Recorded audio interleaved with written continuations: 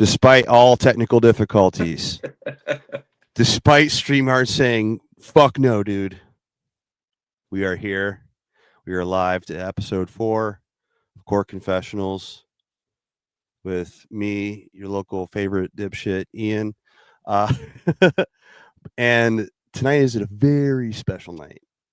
I am so excited. I have not seen this chiseled, now adult, whole ass man since the last time I saw him ripping guitar in Paddock Park, experiencing the highs and lows of a cross country tour. Now, a father, a husband, a Renaissance man, and one of those characters in your life where literally they are so frustratingly good at everything they pick up. And you just go, damn, dude, if I could just have a crumb of this man's talent. John Copeland, how are you, buddy? I'm doing fantastic, man. And thank you so much for having me. Even though StreamYard tried to give us the old kibosh, we pulled out the iPhone and we got it done the old fashioned way, man. Yeah, honestly, if it's one thing I've learned in recent history, especially kind of getting into the podcasting world, is at this point, it's all about the content, baby. If it's cell phone quality, fuck it. Whatever, dude. It's here. That's all we got tonight. We tried our best. So, before we dive into everything, I also just want to put the perspective to any potential listener or watcher on tonight's episode. I have not seen this man since 2008, 2009. Yes. So there's probably going to be a lot of catching up, a lot of stories, because as I, alluded to in our fun little intro, we went whole ass country together. We did. The whole thing. The whole thing. Somehow. But somehow we survived it. But before we get into all that, I want to kind of give you a chance to sort of set the stage of kind of not only who you are, just kind of introduce yourself to the peoples, but then also your beginnings in the music. I want to hear that because I think we were too busy just screaming "pack bowl" at one another. Pack bowl, dude. Yeah, while we were together. So, give us the genesis of John Copeland. So I grew up in a small town in Central Florida called Ocala, and LA.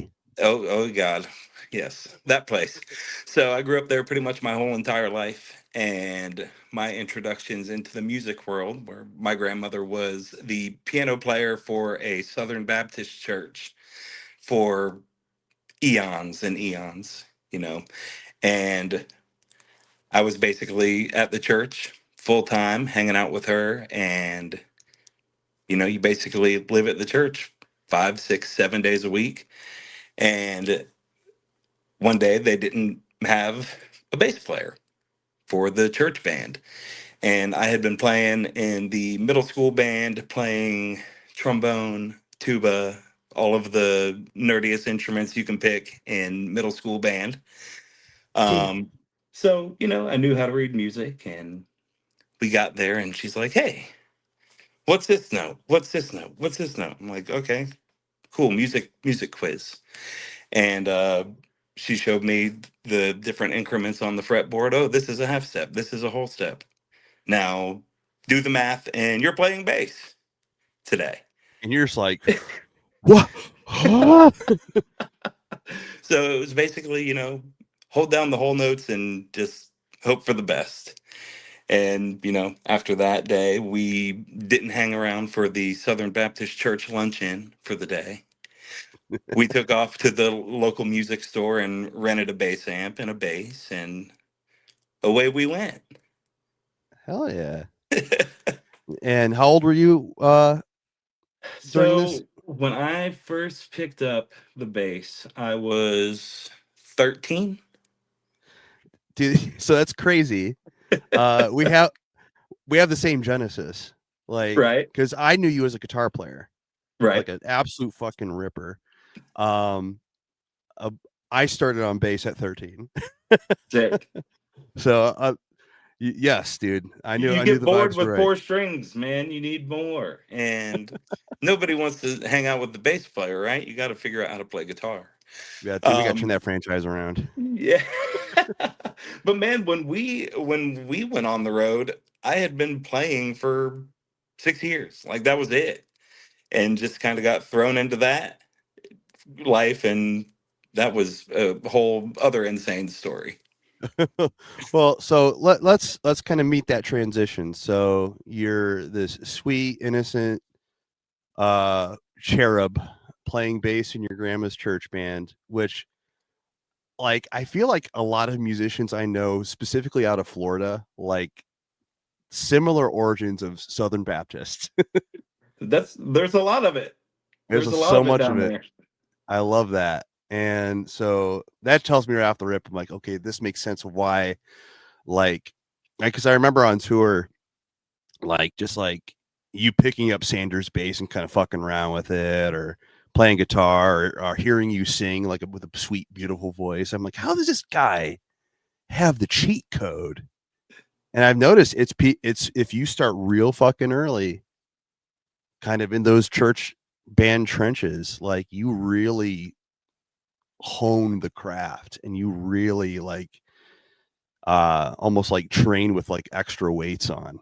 Yeah, and I mean, like the Southern Baptist aspect of that is like just the tip of the iceberg when it comes to the musical ability that you gain from being involved with like a really really tight worship team. And I did that for a long time. I graduated from playing at the Southern Baptist Church to getting involved with the youth group, and I'm like, oh my gosh, they use distortion at this church. Like, how does this happen? What?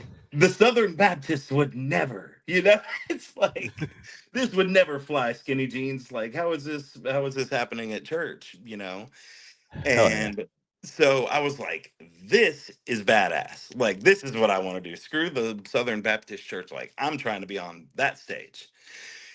So I hung around a youth group and I met with the worship leader, and he's like, yeah, we need a bass player. I'm like, all right, sweet. I guess, bass will do. So I try out, and he's like, you suck. Like, Oh, you're damn, you're dude. so bad, dude. Like, no, like go home and practice for a couple months and maybe we can talk about it. And that pissed me off, dude. Like I had just come off the hottest gig of my life playing at, Highlands Baptist Church. Yeah. Yeah. So yeah, Now you're this like, dude, I'm fucking killing it, and then this guy yeah. just goes, nah, Nah, dude. dude, that ain't it. That's not what we're looking for. I was like, damn, okay. So I went home and I played and I played and I played and I played and I played. Like, that's all I did. I had this sweet program called Tabit at the time. And Okay. it's like guitar tabs, but they played it with like the original, like the shittiest MIDI instrument sound you could possibly think of. And Yes. but it had a metronome, and it had, you had sheet music and the tabs, so you could kind of go both ways with it. And so I just picked up some chops from just learning songs and figuring out what What rock songs were you learning? musicians. Dude, of course, you got to learn Crazy Train. You got to Oh learn yeah. the Sweet Riff, and so Oh learning yeah. stuff like that. And I was learning like Primus bass lines just because everybody was like, "Oh, this Les Claypool guy is like He's the Jesus on bass. best. He's the best ever, Yeah. dude." And so I'm learning like Southbound Pachyderm by Primus and Ozzy Osbourne and all this stuff that I'm like to figure out how to get into the church band, obviously. Learning.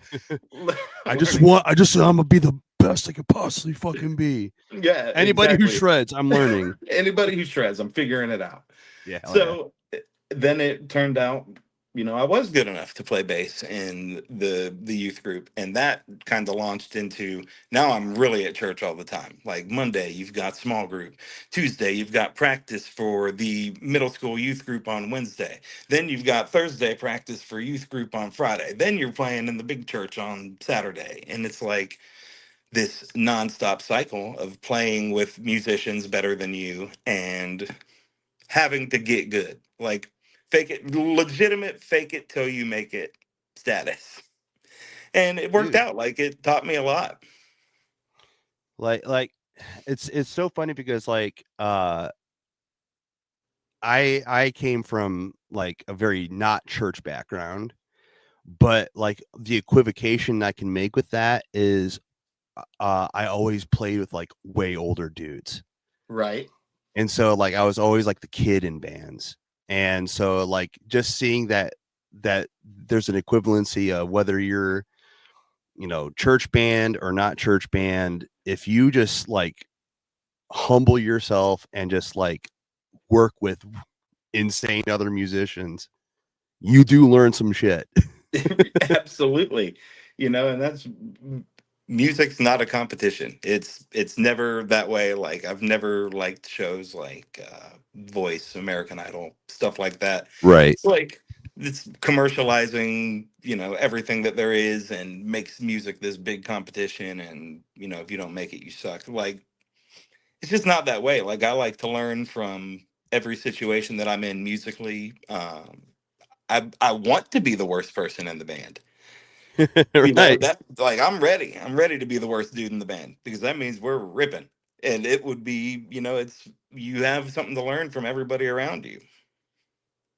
Hell yeah. So you've now ascended. So humble beginnings. Yep. You start you're crushing it in Southern Baptist world. Then you go to ascend to the youth group band, and they said, "Nah, dog." You said, "I'm locking in," I'm and then you locking in, just dude. you start ripping. You get in. Where's the transition then from this to worship leader to then metalcore? So that happened rather quickly. It was like I got into the band and we started, I was playing and doing everything, just throwing myself at it. And Yeah. they didn't have a bass player. So it was like I played every week. And then the worship leader that we had was leaving, just like out of nowhere. And Ooh. we didn't have anybody. So I figure out acoustic guitar and start playing, basic stuff that way. I had already been kind of messing with it at home, just uh, just because, So just playing open chords and capo was life, dude. Capo, thank God for the capo. Um, Dude, I love that you said that because I I still in my own band today. Like I you wrote a couple capoing songs. right now, dude? What's that? Oh, Are I you so capoing not right now. I in got shamed out of it. 2025? I got shamed out of it. But Okay. on like two EPs ago, one of the songs had a capo on it. We still play that song live sometimes. And I now play that song in drop, but I force one of our other guitar players to do the capo. You're He- undercover capoing. yeah. And he's just like, I fucking hate this. And I'm like, dude, it saved my life. So Yeah. I appreciate that you have the honesty to go, thank God, dude. Yeah, thank God, dude, because otherwise I had to learn a whole lot of other chords really quick. But, so it transitioned into that. And then I really, really picked up on guitar. I was like, I don't want to play bass anymore. This is way better. Way more Uh, fun, way more strings. way more fun. And, I had a decent voice at the time, I guess. It was definitely passable for church. So it worked out. Um, Not great, I'm no Beyonce by any means. Don't But get me you're on wrong. pitch. I'm on pitch, and it works. It's not gonna send kids running out the door so they can't get saved by Jesus. You know what I mean? So, so it kind of graduated from that, and then I was at the music store one day and ran into a friend of mine who was playing in the cover band world. And I'm like, oh, Ah, how's that going? So he's like, oh, yeah, we're making good money, this, that, and the other. Um, you should come jam with us sometime. And I was like, okay. So turns out I go start jamming with these guys, and I'm 16, almost 17 at the time. And we start playing the bar gigs, and I'm making money playing music. And I'm like, all right, this you were is bar gigging at 16. Holy shit. 16 and 17, dude. I mean, I looked the same. Like, I Honestly, looked yeah. old enough. So yeah, I mean, I started gigging bars at the end of my 16 year into 17. And Damn. so we had this thing every Wednesday night at this bar. We had a thing called Project Rockstar, which was live band karaoke. So basically, this packed ass bar, people are coming up and picking out of this book songs that they want to sing, and we're the band for the karaoke singer. So you have to learn hundreds of songs and know all of these songs right off the top of your head. Disgusting, you know? And that's how I met our drummer that we toured with. He was the Bobby. drummer, Bobby. Bobby Yeah. was the drummer for the cover band. And Bobby introduces me to Brian, and that whole situation kind of started from there. So it jumps from, Southern Baptist to mega church, like Right. 10,000 member mega church. Oh, damn. One of them. So yeah, it's one of the big boys, three services on Saturday, three services on Sunday, thousands of members in each one of them. Dude, you were clocking in all the shifts. Yeah. So doing that, and then I'm still playing at church while I'm playing the bar gigs, like definitely doing the double life. Dude, you know, leading that's leading insane. worship and then underage drinking the same weekend. You know what I mean? Yeah. Hey, you're it's the best of both worlds. All Yeah, right. dude. Yes, the most hypocritical thing, leading worship and doing whatever I was doing at bar gigs. But you know what? It's human. It's 100% human. It's human. And I think yo JC would appreciate that. I'd like to think so. So yeah, uh as you alluded, you're running into this cover band, you meet Bobby, and then you meet Brian, and then it transforms into Paddock Park. Yes. So now it's insane how such short amount of time, because when I met you, you were like 20. So Yeah, I was 19. 19, yeah, like you 19. were young. I was still And underage on tour. yeah, which is insane. Yeah. And and it's funny, you were like, yeah, dude, I was doing this at 16. I look the same. I'm like, you passed for an whole ass adult man. Yeah, everybody was very happy that I was on tour. Like I could go in anywhere and get us beer. It was perfect. Yeah, yeah. Dude, being able to grow, I'm gonna be Yours is looking 37. good, dude. It's looking good. This took 37 years, dude. Hey, And keep it, I dude. still get my dad's genetics, so it's not great. But but so you man, that is such a wild transition of 13 to zip into 19 when I met you. Yeah.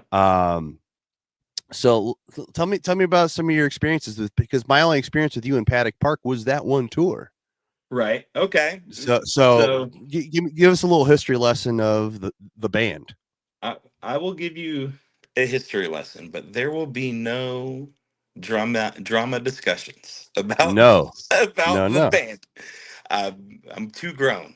Yeah. So the band started, like I said. I met Bobby in the cover band, and he introduced me to Brian, and it just kind of, they had, I think, two songs released on MySpace or something like that. And it was a situation where he had recorded these two songs with, other people, and it was like an internet thing, and he was trying to bring it to life. And so I meet Brian and start, working with him, and then it was like, okay, we need other players, and we went through, a couple people for like our early shows, and then it got locked in with me, Sanders, Bobby, Tim, Brian, and Jason. And so we went. What tour did we go on? We went on tour like some real small Florida stuff, like all southeast, like skate park of Tampa, down in Jupiter, Oh hell yeah. stuff like that. Just smaller stuff, smaller runs with some of our local band buddies, and then got hit up by Eulogy, and it was like, okay, we have no idea what we're doing. And Eulogy hits us up, and we go on and do the We Came as Romans tour, which was sick. That was an awesome, awesome tour. Hell yeah. We do the We Came as Romans tour, and then a couple other smaller tours. And then, we had some membership changes. We were in Panama City, and I met Austin, who was the vocalist on tour with you guys. Such a sweet boy. Austin is the absolute best. That is one of my favorite human beings on the planet. And there's some sweet stuff going on there right now too. So Love that. But you meet that'll be Austin. sick. Continue. So meet Austin, and then we get on the From the Pond tour. We get offered the tour with From the Pond and settle the sky. Now, Neither of which band I had ever heard in my life. So I'm like, hell yeah, let's do it. wasn't there a different band that because it was Buck Nasty. Buck Nasty. That was Buck the band. Nasty, From the Pond, and us supposed to do, and then Buck Nasty backed out, and some way or another, you guys get thrown on the tour. So our manager, who lives in Florida, is Alex Kenny. That was our manager. Okay, this all makes sense. We had the same manager. That's why we were on the tour. Okay, perfect. How did we not know this? Yeah.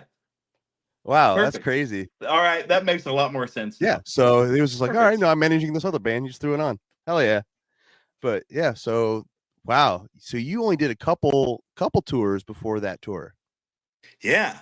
So dude, like our first tour after the first real tour that we did was friggin' We Came as Romans. Right. So it was, we got shot out the gate with a pretty good one. They were nowhere near as big as they are now, but still, MySpace was huge. MySpace was huge. They were bringing a ton of people to shows, even for what we were doing. Way more than that one show that we played. Oh, trust me, that I have that queued up. Oh no, you don't. Oh, I have that. Dog. You dirty dog. I have that queued up because, well, just a little teaser. On this insane journey that we went on together, I think it was the last stop before the tour split off, and we went down to Florida, strangely enough, to continue touring with the band called The Midnight Life. Oh, okay. They were, I think Alex managed them too, right? Yeah. Okay, perfect. It's a small world after all. And so this last gig that we did, it was insane in the sketchiness of it. But we'll get to that story in a bit. But I have video evidence of this handsome man moshing his fucking butt off. Oh no, dude. But no way. But where were we? Anyway, so yeah, that was the lineup that you met. And hell yeah. Those are my boys, dude. Like that was so many crazy situations on tours. You guys, that tour was just absolutely insane from top to bottom. And well, conceptually, it's so improbable. Like, so we're on our end, we're this.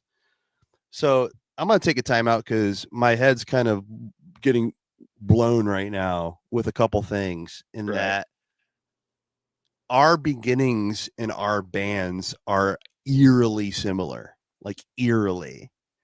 In that, even just you and I, where we're playing bass at 13, transitioning to guitar, being hungry, and just trying to learn any instrument and join any band to get better. Yeah. And so then Settle the Sky, our first tour, that was like a big boy tour was with Vanna. Yes. And then the next tour after Vanna was with you guys. And so you guys had toured with We Came as the Romans, had that, kind of oomph push. And Right. then we met. So we were kind of on similar like trajectories in these MySpace bands. But the oddity here was Settle the Sky were like this super Christian band. And Yes. we were touring with From the Pawn From the pawn. from Long Island, New York, Oh my God. who are these intimidating as hell until you meet them. The biggest, Oh my sweetest teddy God, bears dude. of all time. Oh my God, I love them. I'm a Yes. gush so hard, but uh, but they're like Long Island hardcore, and they're just real like crass and like I don't give a fucking fuck, The like toughest fucking dudes you've ever met in your yeah, life. you want this team on at your back in any bar fight. You Absolutely. want them, and then you guys who are like these like our age, very similar to us and like age group style wise, but you guys were like Florida chilled out, like just bongs and blitzes in the van. If I remember correctly, the van that you guys had was like almost like a Scooby Doo looking van, wasn't it? It was like So old as shit, right? so the tour before you guys, we had this 1980 something Dodge B250. And it was an 8-passenger. We had an 8-passenger Hey, van, and I think a 6x10 or a 6x12 trailer. The trailer was fine. So we had room for everything in the trailer, and then we had the 8-passenger.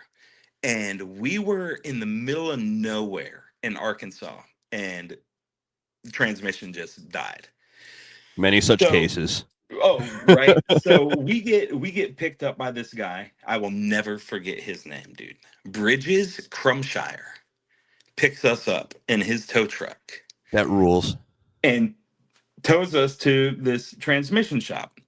And I think it was like a Friday night or something, and they weren't open again until Monday, and we had to be in Colorado or somewhere the next day. And he's just like, "Well, can't do nothing about your transmission, but I can sell you a van." I was like, "I'm listening. I'm listening." Run it. So he sells us this powder blue Mm. B350 15-passenger van that says in big scroll letters down the right of it, London Baptist Church. Oh, that's right. So we get the youth group van. It's like my punishment. You know what I mean? It's like Uh, we left the church all for those 2 bar weeks. gigs, dude. This is Yeah, what you now you're in the fucking church get. van. Take that. So, mind you, we're in the middle of nowhere. It's the weekend. We have a handwritten bill of sale on like lined paper in pencil. Of all things, this Incredible. bill of sale is in pencil. And so when you're traveling, you don't necessarily have to get a new registration. You just have to have the bill of sale. So I would erase the date that we bought the van, and every time we get pulled over, oh, we just bought the van today. And I think we did that for like 4 months. That's incredible, Yeah. So yeah, we toured in the church van. dude. And so it was, and when you say powder blue, my God, That's exactly what it was. straight like 1960s powder blue. It was Dude, like let me tell you, that van was the best. The motor, like the most ice cold AC you've ever had in your life. Like it drove like a freaking champion. and I remember Was you guys gloating about that. Like dude, I bought it for $750, and it drove 100,000 miles. and Like it must see, I'm have. trying to remember. I'm pretty sure we at that time we had our turtle top Yep, y'all had the turtle van. top, and then I think From the Ponds van broke down on our tour, right? And Oh they my had to get a new God. one. And It that caught on was fire or something. it was Oh my God. You just unlocked something I haven't thought about in so long. So that was on the way to Denver. Okay. And Oh my that God, Denver. with Maris the Maris. Great, dude. Oh my God. So from the pawn, literally their van, by no stretch of the term, exploded.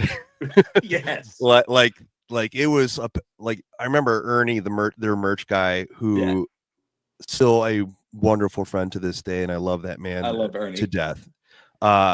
His retelling of what was happening, because he was driving. I got to have him on at some point, and just his way of describing it. It was almost like cinematic, where like starts with some smoke, some sparks. He's driving, everybody's asleep, and then all of a sudden he starts seeing flames Oh coming my out of God. fucking air vents, and he's like, "Fuck!" So their shit's kaput.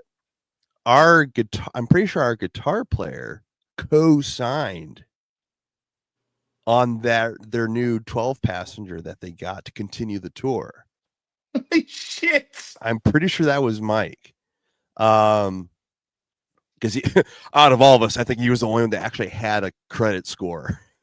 Like none of all of us were like that zero. was me. So it was Yeah, like I had just a bunch of student loan money, like just yeah, stashed away.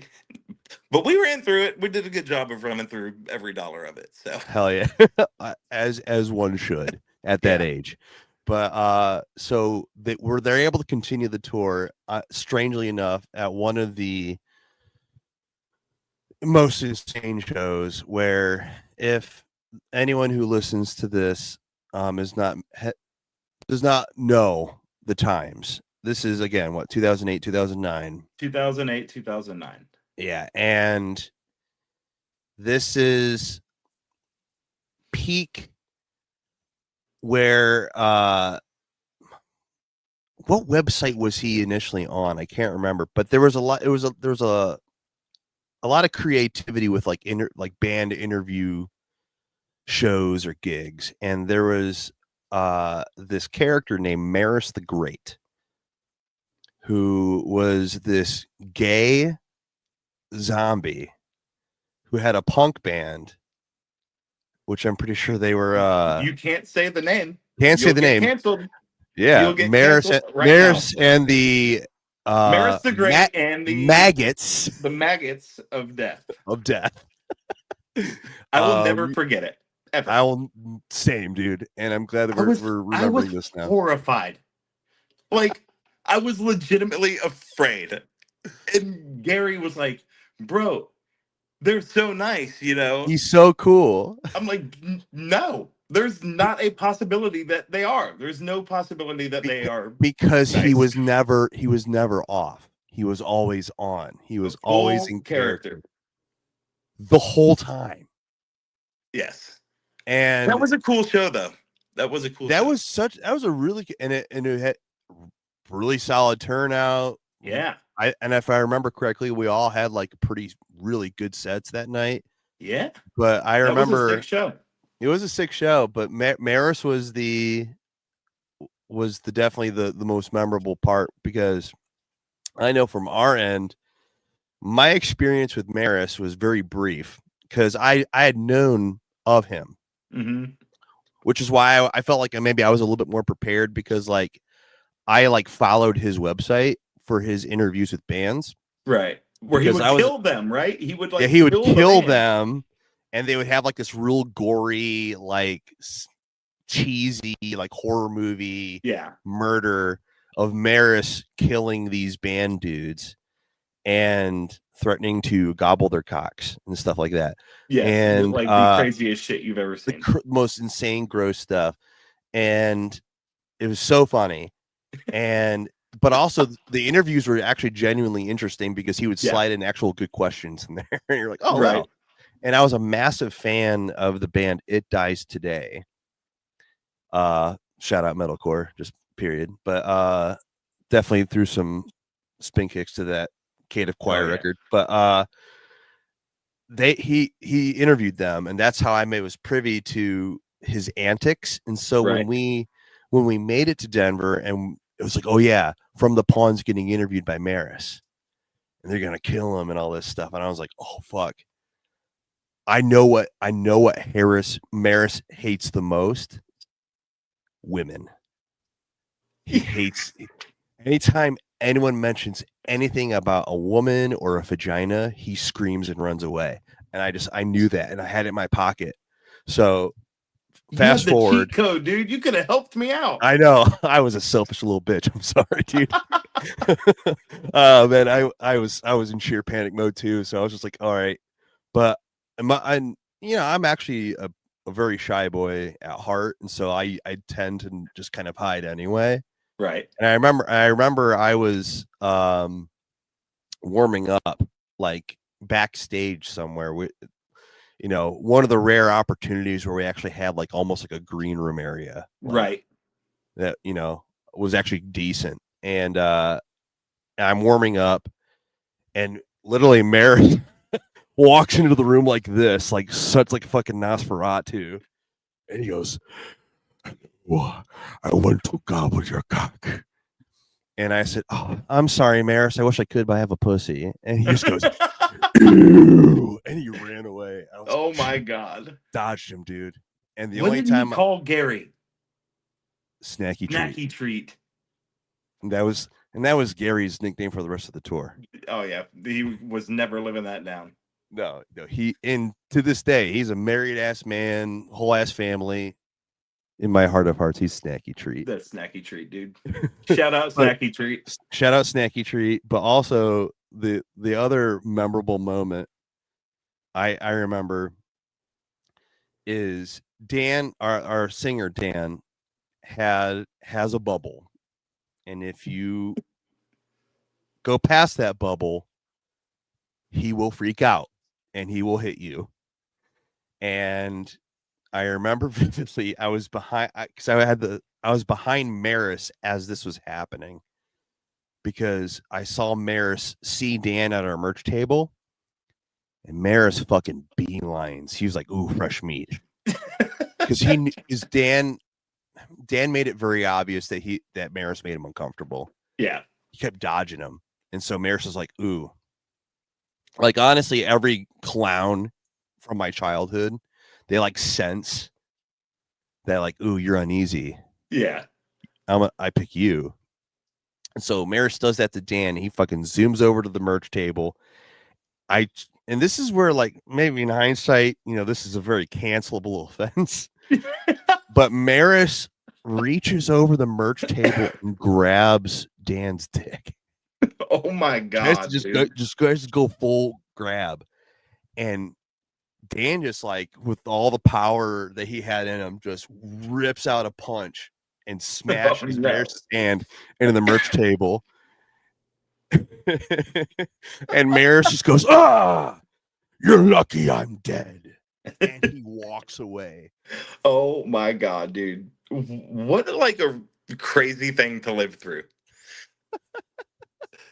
So, okay, now that we've kind of kicked the door open a little bit, before we get into like the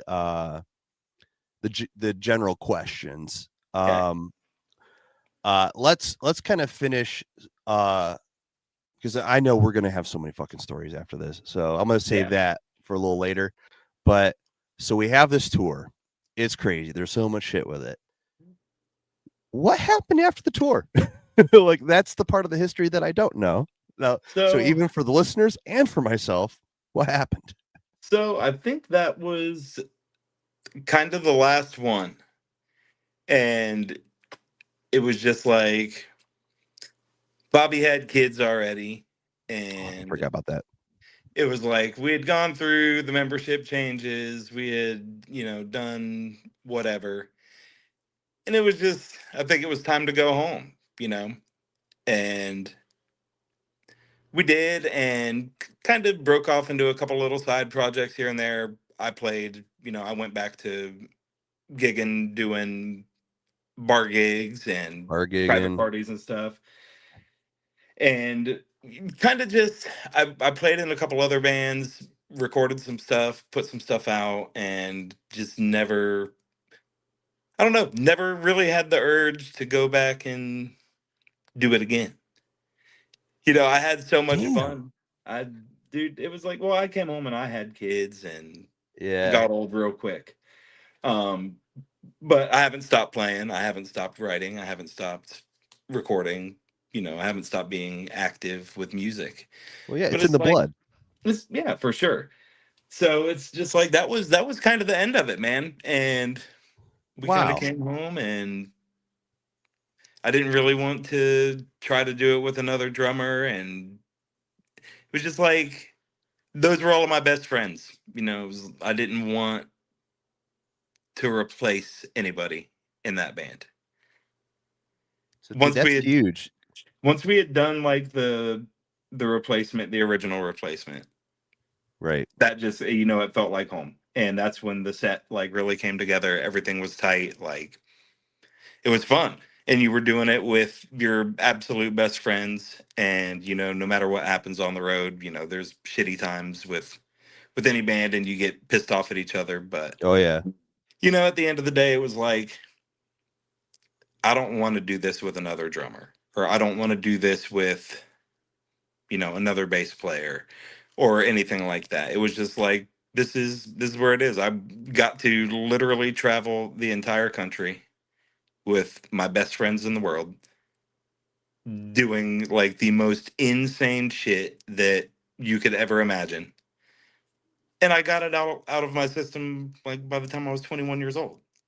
Like I I had my Man. first kid at 21 and I hadn't been on the road in like over a year. It was like I got to see literally everything the United States has to offer. It was a blast, and I Yeah. just didn't want to do it with anybody else. You are the most adult at 21. Yeah. No, I was not. Do not give me that much credit. But Well, and I should say in the lexicon of band dude mentality, because there's still band dudes our age now who would feel very differently than you did at 21, yeah, where you were able to sit with yourself and go, no, man, that was really fucking rad. And if shit's not going to be what that was, I'm not going to fuck with that. yeah, And then you had a whole ass baby and you went to the next chapter of life. yeah. And And it I was mean, that, always like, you know, I always said I'll do it again if every gig is a fly gig, or like my whole family could come or whatever. But right. it just the music industry now is so freaking insane. Like Brother, tell me about it. I'm good, So, man. no, so I'm not going to lie. I'm a little envious because that's like, that is a power right there of being able to go, you know what? Prioritize, man, and pivot. Where I had my daughter at 23, and that's when I stopped touring. Right. And if I'm keeping a absolute fucking buck, I struggled with that. I Yeah. really Oh, dude, struggled. I did. Like, believe me, it Okay. wasn't like a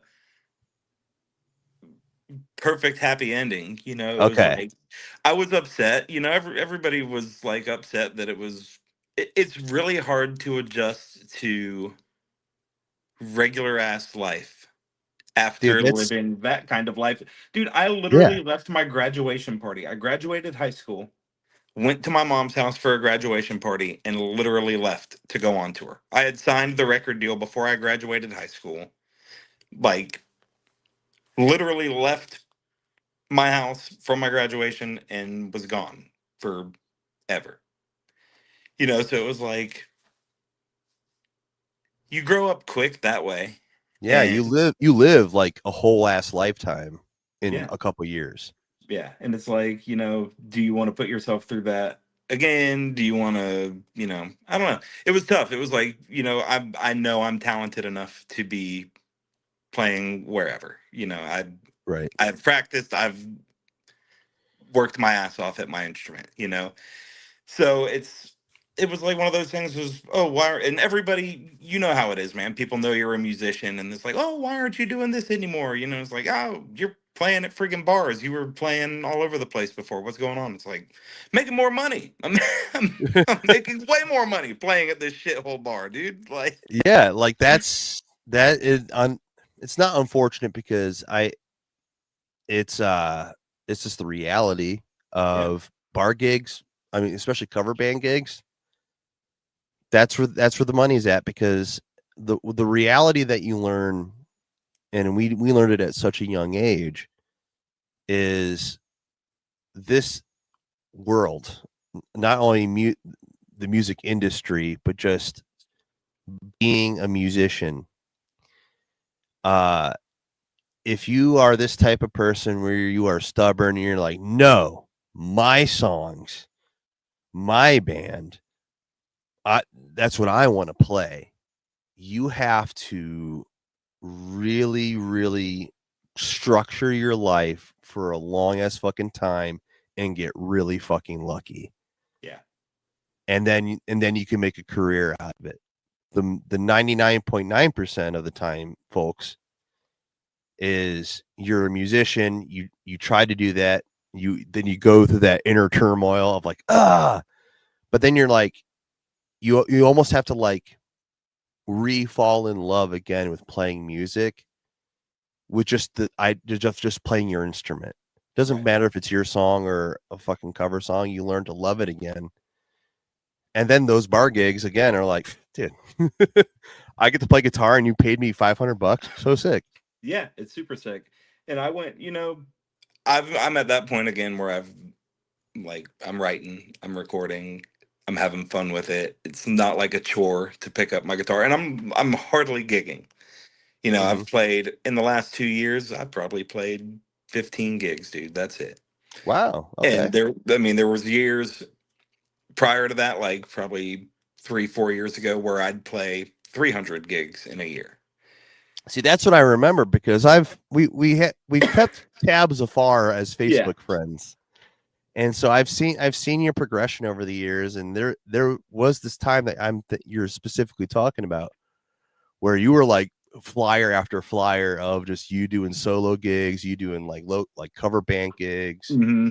anywhere and everywhere, whether it was a band or just by yourself Yeah. acoustically, And you that were shit'll gigging. kill you, dude. It'll you get That sucked into that lifestyle, and that's for a whole nother, podcast. oh, A whole different but realm of podcasting. But you that burned you then out, well, then again, you got to reprioritize your life, and decide what really matters to you, and and I think that's one of the side effects of being, a touring musician at such a young age and getting that thrill, super early in life, and just stopping and then getting back to heavy gigging. It's like, oh yeah, there's a freaking show every night, or some days there's 3 shows, and the things that come with the music business that can get you through 3 gigs in a day aren't necessarily, the best decisions to make in life. So it's right? again, like reprioritizing after tour, and then reprioritizing after like throwing yourself down the music instrument horror rabbit hole. It's Right. like, On top of so being a husband and a yeah, dad. yeah. And as it strained on those things too. And, it's been nice not playing, but now it's like, you still want to be creative. You still want to, feel like you still got it. And it's like, I hadn't really been playing a whole lot of heavy music or anything. You know what I mean? And it's like, Right. I'm obviously still an avid listener. And I think the funny thing is, like, that new Sleep Token album that came out, I listened to that shit and I was like, yeah, I'm a fucking heavy dude still. Like, I want to Oh get yeah. back to writing some like super heavy. And it was so weird because I never, you could have asked me like if I thought I would like that band, and I would have laughed you out of the room. And it was like, Right. the writing, everything about it is so absolutely freaking incredible. But it It's fucking like, hit you. Yeah. it hit me, and it was like, there, because some of the songs you listen to them and it's got like this worship band feel to it in like sections of it. And it's and like the whole thing about them, it's like an offering, it's worship, and it's this, that, and the other. And it's like music is emotional, man. Like, Yes. and I think that's kind of what moves the room a lot of times at these big churches. And Oh, a lot dude, of yeah. people fail to understand that. It's like, yeah, you can make a room move with a freaking groove, dude. It's may not be something magical from above that's making this room move. It's Right. like, because No. songs can hit you right in the freaking feels, dude, and take you Hmm. somewhere. It's like Yeah, a and wild it's thing. so I love that you're saying that because I've been listening. I cringe when I say it, but I've been listening to a lot of podcasts, and but We're there's on one, dude. well, I know, right? Isn't that crazy? But it's uh, something that I've heard is kind of even in my own research of my own podcast and talking with people or like listening to other bands interviews and stuff like that about this time, especially the Christian aspects of it, is just Yeah. there's just the sheer power of being moved by music, and whether it's some Holy Spirit or whether it's just the songs, the whole idea period is there's a room, there's a song, there's energy, Yeah. and when especially when you're people like us who are just from such a young age are injected with this creative gene. Sometimes it goes dormant, sometimes it doesn't. And then sometimes you listen to a record and you go, "Oh yeah, oh this is exactly what it's supposed to be." Yeah. Oh no, that is fun. And one of the fun little bits I got out of therapy a couple years ago, when I was kind of grappling because you made a point earlier of like when you're early on touring musician, it ages you.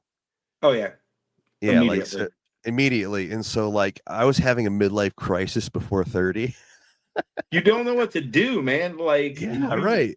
it's there's a lot of psychology that goes into it, but like you're basically a nomad, dude. There is no home, there is no structure. There's structure, don't get me wrong. Like, I have to For be here, sure. I have to be here at this time. There are But there's itineraries, there are sound scans to turn in. yeah, but you don't like have a center, you know what I mean? Like, you don't Yeah, have like a reset. Every day is a friggin' reset, and it's like it keeps your body and your mind in like this sense of shock that you don't even realize, you know what I mean? right, I woke up 600 miles from where I fell asleep, or whatever it may be. Like, right. it's just, oh, we got to do this, and I have no idea where the hell I am.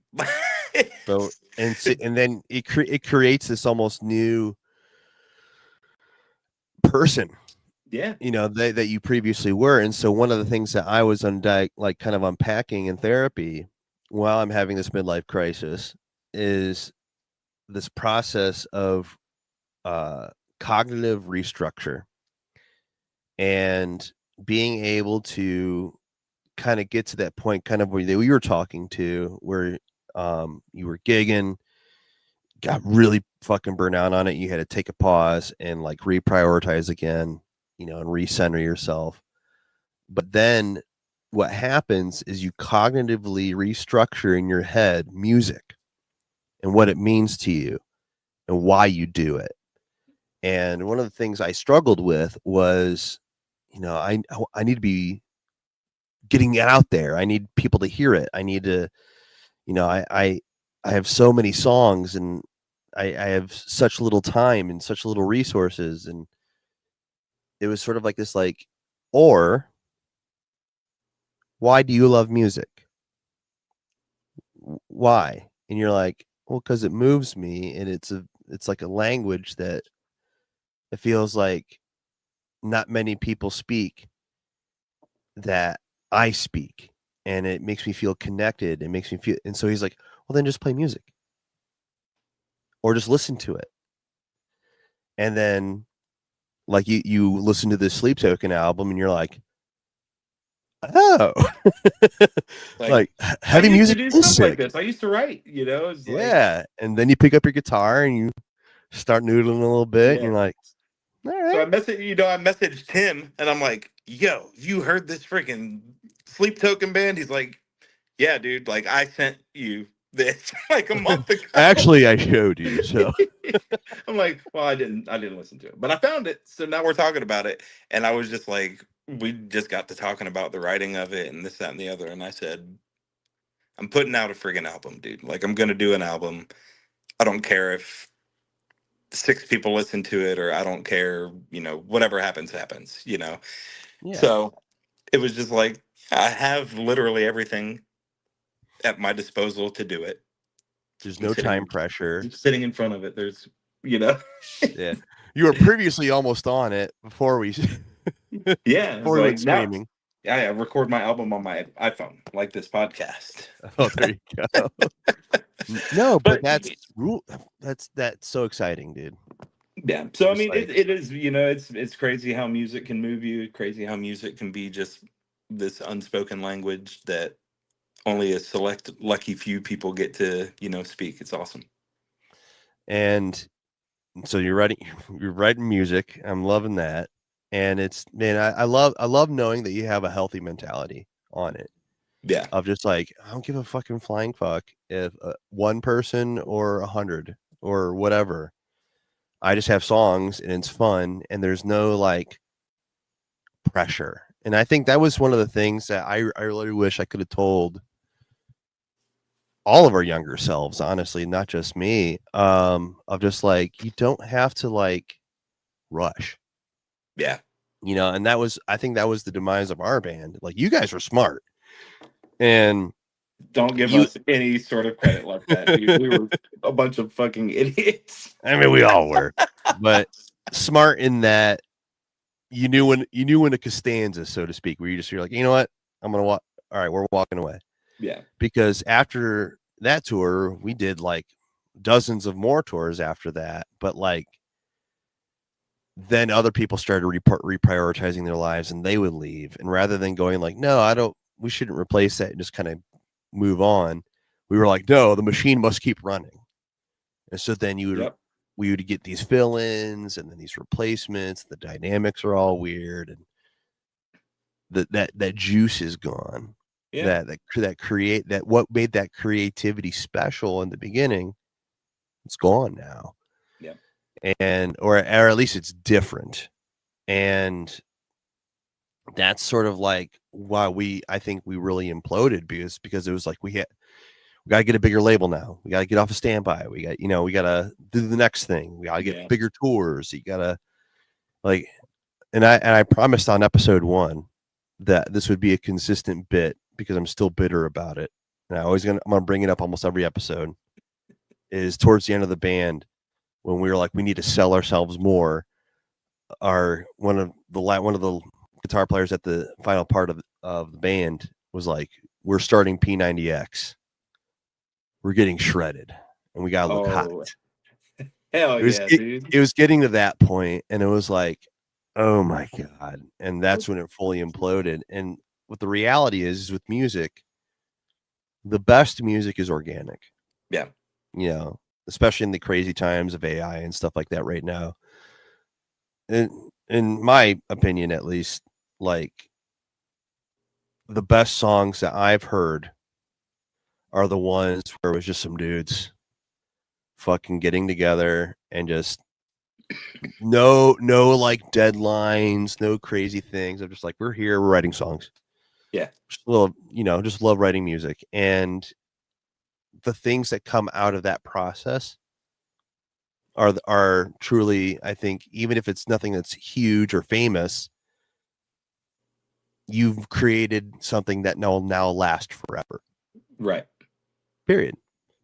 So that being said, shout out therapy. I feel like we just had a little therapy session. I know. That was, Honestly, but that's sort of my mission on this podcast. yeah. That's why I'm having these conversations with folks like you, is because Core Confessionals is a 2-purpose podcast where one, I want the historical retrospective, Right. Because just what you've told on this podcast already is insane. Just all the timelines that you lived in such like less than 10 years is Dude, wild. it's hard to do the math because it was all just like you live a whole Boom, boom, boom, life. boom, boom, boom. You live a whole life in like 7 years, dude.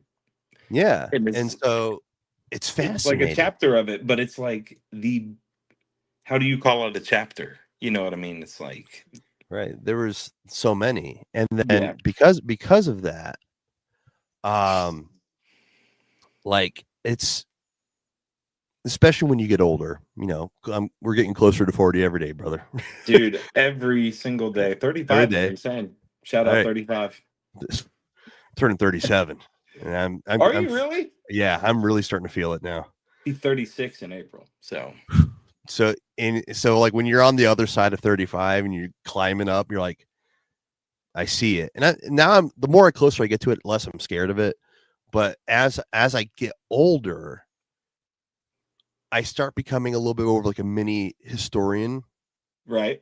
Like where you're just kind of like trying to remember things because your memory's not as great, and like you start doing stuff like this.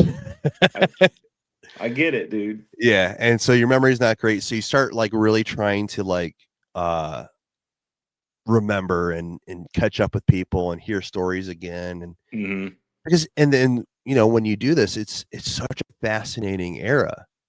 Like just the 2000s period was such a interesting time because it was this early enough in technology where it was still pretty barbaric. Right. We were really roughing it out there, Sidekicks.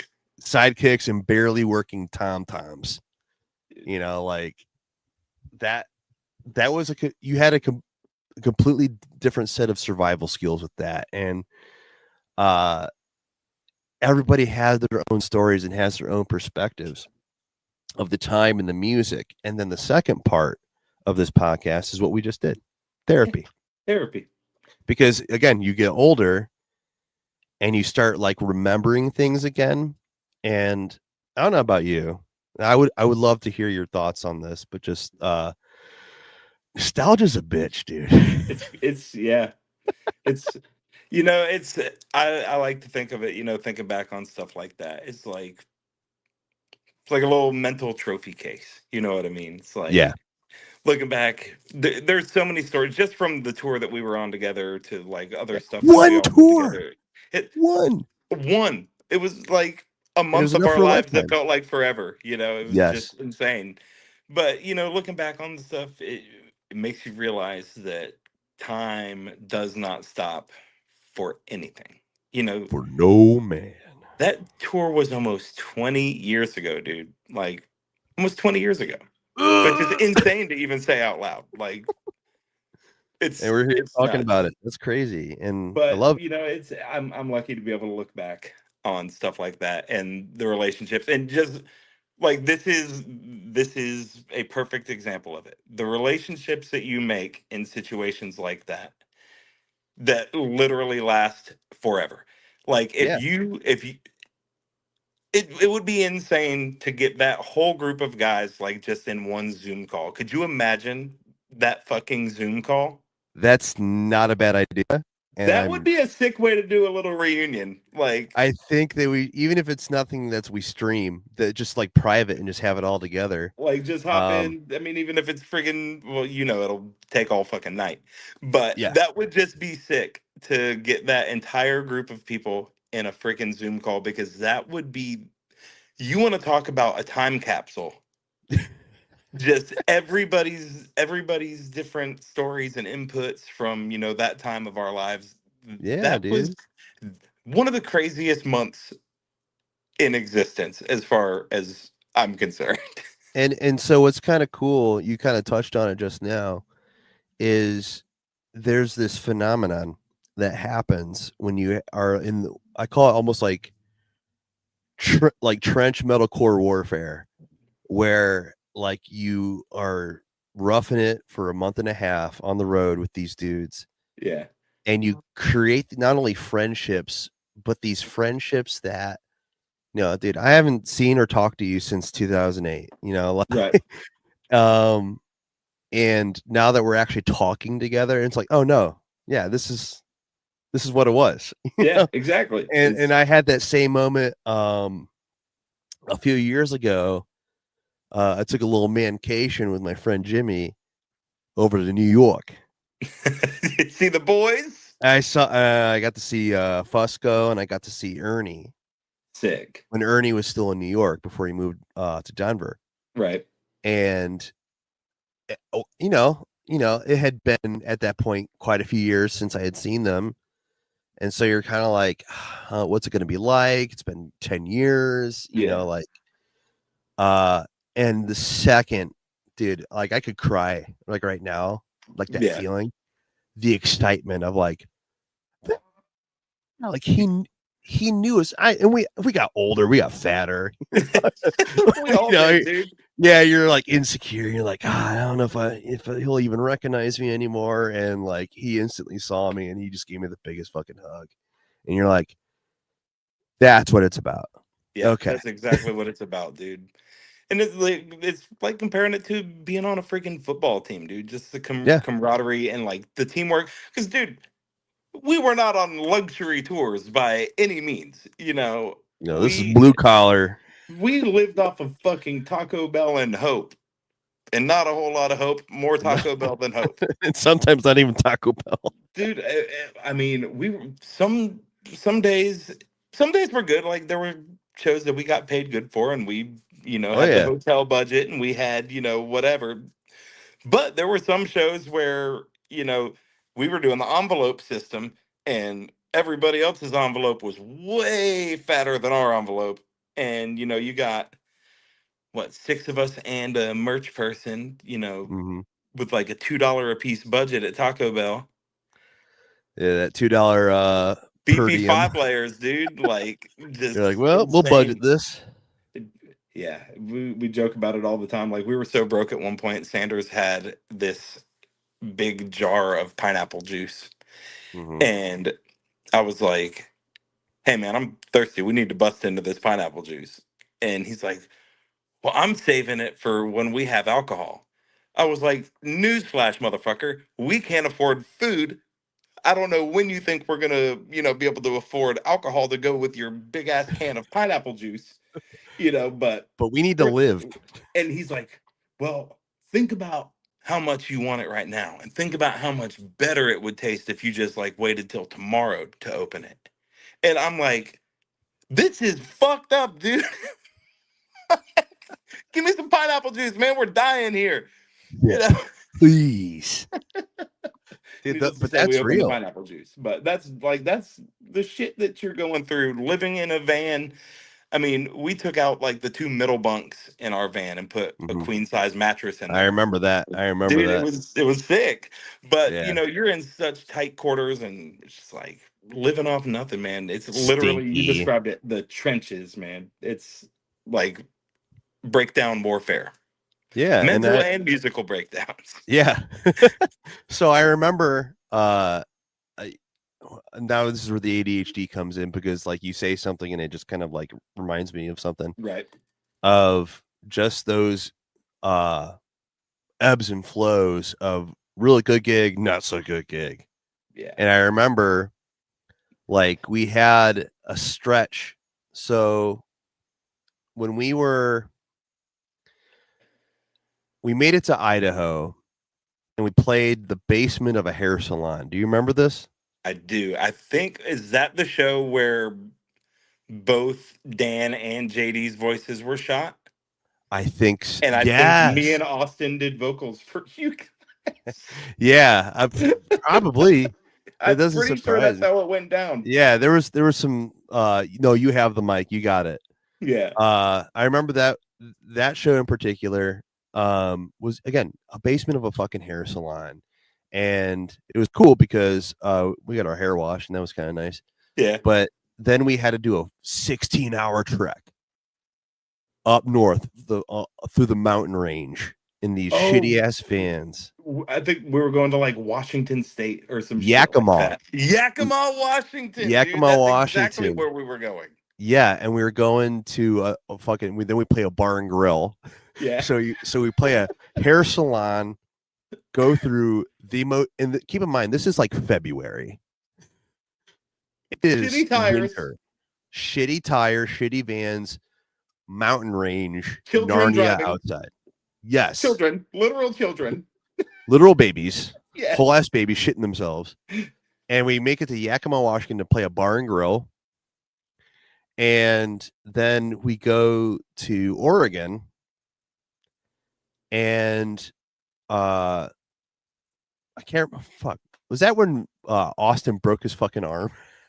No, he broke his leg. He broke his leg. Burnside Skate Park in Portland, Oregon. Yeah, and then we played a sick show. Yeah, and he kicked a kid in the face with his boot. It was nasty. His fucking boot. With his ankle boot. You're like, ah! And then we're like, okay, now we're going down the entire state of California, and we play the infamous. I'm not pulling up the video for this episode because when I asked for some permissions, there was some hesitancy. We can talk about it. We can talk about it at least. We can talk about it. We can talk. We don't have to show it because I think there's definitely some cancelable shit. It's incriminating because historical context. You know, we're all 18 to 22-year-olds at this time. It's 2008, 2009-ish area. Halo's huge. We hear the gamer chats. Gay is every other word. Yes. Not a great time. No. Not with any hate or any malice, but it was just humor. It was different. It was different back then. It was a different time. It was practically the 90s. I mean, we can just call it a fashion show. Like it was a fashion show. It was a fashion show. So we'll get to the fashion show in a second. But we're driving down California, and the first stop we had in California was in a place called Susanville. Yes. Susanville, California, which the most non-California looking town. And it was fake, dude. It was a fake town. Okay, thank you. I don't think we ever we may have conversated about this at the time, but it felt such a deranged, weird town. And bro, something there was off nothing normal about this place. We played a Baptist church at this place in Susanville, California. And it was one of those gigs where, we had just come off from playing a hair salon, bar and grill, a couple cool venues, but we weren't making great money. We were kind of gig to gig right now. Yeah. We hit this gig, and not only did the promoter cancel the show, he forgot to tell the bands and the sound guy and the guy who was running opening the doors for us that the show was canceled. So they still were running the show as if the show was happening. But then the promoter never showed up. And it was just the sound dude. And 2 or 3 people who didn't know the show was canceled showed up. Yeah. And they looked at the bands and they said, "Hey man, do you guys still want to play?" And we're like, "Yes, there's 3 people here. Let's still have a show. Let's have fun." Yeah. Because the nice thing, I think the guy who was opening and letting us play at this Baptist place felt bad, and he was like, "You guys can sleep here too." I love it when those happen. I love it when that happens. So we made a lemonade out of dog shit, 100%. Where we had a place to stay, and they gave us, I don't know if you remember this, oh my god, what is that? Jack in the Box tacos. Yes, I do remember that. Just an insane amount of those 89 cents, or at this time they might have been 50 cents at this time. It was cheap back then, dude. Yeah, it was a whole giant cardboard box full of dozens and dozens of shitty tacos. Yes. And we all ate it. And while we're having a little sleepover, I can't remember who discovers this, but somebody decides to go snooping around, and they find a closet that had a bunch of costumes. No, dude, it was the lost and found box. Was it? It was the lost and found box? Okay. So I think like maybe it was Evan and somebody else. It was definitely somebody from New York that found this. Okay. That found this box. But yeah, it was the lost and found box of the church. And I would love to bring up some of the items. Well, that that's were what I'm saying. found. The reason why maybe in my memory of why I thought this was a costume thing was because the things that are apparently in this lost and found, a fucking Speedo, Matching tutus, matching tutus, 2 leotards, underwear, like black drama underwear, dresses, hats, necklaces, like the most insane wear is in this box, and we're all looking at each other. We're all having sleepover energy. We're hyped up on fucking Mountain Dew and tacos, and we're like, you guys want to do something stupid? Let's have a fashion show and film it. And you guys were so smart. I've said that a lot on this podcast, but you guys made a calculated decision. We sure and you said, nah, I'm good. However, I will enjoy watching this. We said we'd be the judges. Yeah, that's right. You guys would judge. And naive, subtle the sky, and oh my god, dude. Big, strong, super intimidating New York hardcore from the pawn who don't back down from no challenge and are also just in for a good goof and laugh. My cheeks hurt, dude, just thinking about it. So we put on this fashion show where Snacky Treat makes a debut coming off the hot heels of that Denver show, a week before, earning that nickname and that Speedo. Yes. And then Dan as a cowboy. Who better to be the commentator of this movie than Sam? He was perfect for the job. Sam, our drummer, Sam. I love Sam, and drummer, incredible. Yeah. Like he's so nasty. I'm seeing him on Sunday. We're jamming. Tell him I said hello. And I will. So nasty on the drums. But Sam was the host, and he was fantastic. And his improv skills, just giving nicknames. The Wonder Twins or whatever he called you and JD. So me and JD were given the task of putting on these super tight black leotards, and he called us the Sumping Twins. Now, mind you, he was the Sumping Twins, and JD, our personalities, I mean, he's like my little brother, and like we are like really close. Yeah. But our personalities could not be more different sometimes. Where he's very outgoing and he's very, I don't give a fucking shit. Yeah. And I'm very sheepish and I'm very shy, and you guys didn't know this stuff at the time, but I also have like an insane case of body dysmorphia. Yeah.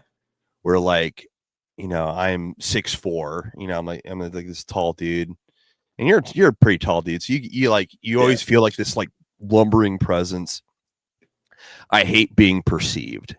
I hate being like, I don't want to be this big hulking monster. And I'm having a fucking meltdown putting on this leotard because I'm seeing every fucking fat roll, and I'm like, you can see my entire dick and balls, like I'm just like, I'm like, this is a fucking nightmare. And I'm like shaking in fear in the bathroom with this leotard on with like my socks barely on. And then JD opens the door and he's like, Ian, it's our time. We gotta go.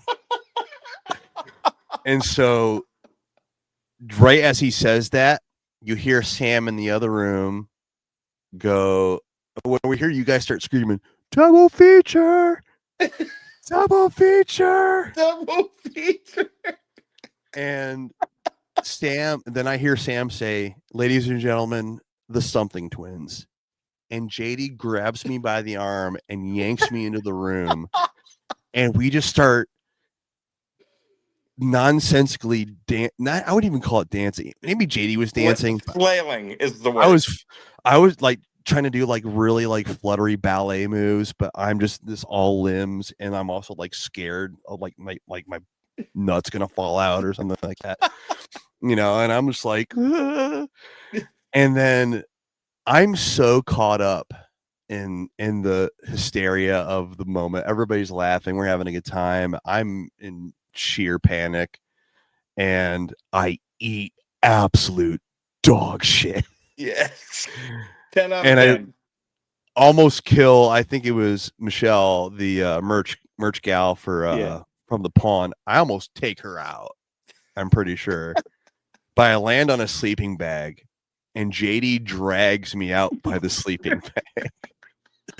So oh my god, man. We got paid nothing at the show, but we got paid everything at the same time. Yeah, we got paid in tacos and with a hell of a fashion show. We had a fashion show. It's the only fashion show I've ever been to. So, by proxy, it is the best fashion show I've ever seen. Yes. And so, so we have this crazy show, and this is where it kind of blurs for me, because I think we had like 2 more California shows. Yeah. I think in San Diego maybe, or something like that, somewhere in Southern California. And then we cut across. And then we play in Tempe, Arizona. Yeah. And that was in like some shopping plaza. It's like the end of the tour was so shitty, dude. It was so bad. We started so strong, especially like the Denver show, and like we're like, this is gonna be awesome. They tricked us. And then we're at some shopping plaza in Tempe, Arizona, which that show wasn't bad. No, it wasn't. But that was the show where I actually had to hide in our van, because there was like a hardcore crew that was at the show. And apparently during our set, I used to do this thing, and you might remember this, where I used to do the Triple H shit. Yeah. Where I would drink some water, and during like for the breakdown of Cheyenne, I would spit water. Now, before we play Cheyenne, it was a bunch of Mr. Cool Guy hardcore dudes, and we were a little too screamo and girly for them. Right. They were waiting. They were wanting to see From the Pawn, and they were expecting Buck Nasty, and they did not get Buck Nasty. Yeah, they got Settle the Sky. They got Settle the Sky, and so they're hating it. And I don't know what came over me. Maybe it was the spirit. I don't know, but I got a little cocky, and I'm like trying to like, come on, get up here, and I'm like giving them fucking thumbs down. And then I do my fucking Triple H spit, and we play our set, and I go outside. Then I get accosted by a group of dudes in gym shorts, and they're like, "Hey, man, who the fuck do you think you are?" And I was like, "What? Me? What would I do?" I'm like 20, 21 going, yeah. Please don't hurt me. Please don't hurt me. And they're like, you don't get to come to our town and judge our moshing and give us thumbs down, and they have the fucking audacity to spit on us. He's talking to me like a fucking mob boss. Again, he's wearing fucking gym shorts. Yeah. But he's giving me the business. And then our bass player, or he was the bass player, and then he moved to guitar after Jeremiah left. Mickey. Yeah. Saving grace, Angel comes in, and he's like, "Hey, Ian, I need you to come help me with something in the van real quick." And he just kind of swooped me.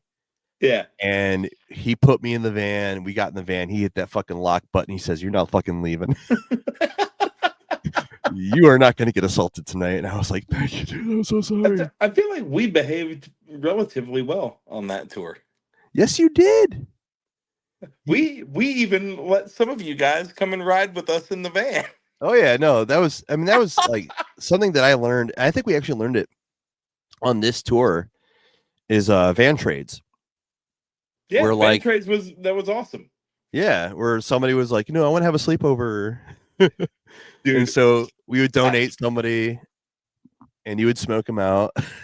dude, Dan was the funniest van swap we ever had. I can imagine. I won't talk about it without him here, but Right. Dan, I love that guy. And we had the time of our lives in that van. And He is a permanent silly boy, and I can only imagine the shenanigans you boys went up to. well, I, we were doing like at that time, Team America was super popular. Oh yeah, So we were doing the Matt Damon. Matt Matt Damon. Damon. So we're doing that, and he's like, he thinks we're saying Matt Trash Bag. Matt Trashbang. So so that's that would just turned into this big running joke. Oh, Matt Trash Bag. And it was just like, what the fuck? But we had so much fun. I think he rode with us. I think Ryan rode with us once. I think JD And might have too. I don't think JD did. Oh, JD Sam didn't. definitely did not want to get anywhere close to our van. Yeah, and in hindsight, I was like, so perspective is, so very short story. I love how this ADHD train's going, and I love it. Oh yeah. I'm just keeping it in, but so I was not Christian before I joined Subtlest Guy, and then I joined Subtlest Guy, and then the door was kind of open, Right. but I was really on my good boy shit because I was almost kind of feeling like I had to prove myself as like a good Christian. Because you were new to the band on that I tour, weren't you? Yeah, so I started that tour as a fill-in. I was the touring guitar player because Elliot, who eventually played guitar and still plays guitar in Bless the Fall. Shout out Elliot. I'm gonna try to get him. He said he would be down to fucking hop on the cast sometime. Oh yeah. But he was at school at the time, and he was like, I can't tour, and so I started that tour as a fill-in, and then that Yakima, Washington show, Mm-hmm. he called and quit the band. And so then I officially joined the band on that tour. So I'm That's like, sick. I'm especially like, oh shit, now I have the gig officially. I need to keep my shit tight. And Yeah. so I was really, really, really like on my good boy stuff. And in hindsight, I'm kind of like, fuck. There was so much fun that of like you guys would just get into of like even just to sit, nothing like crazy or like Yeah.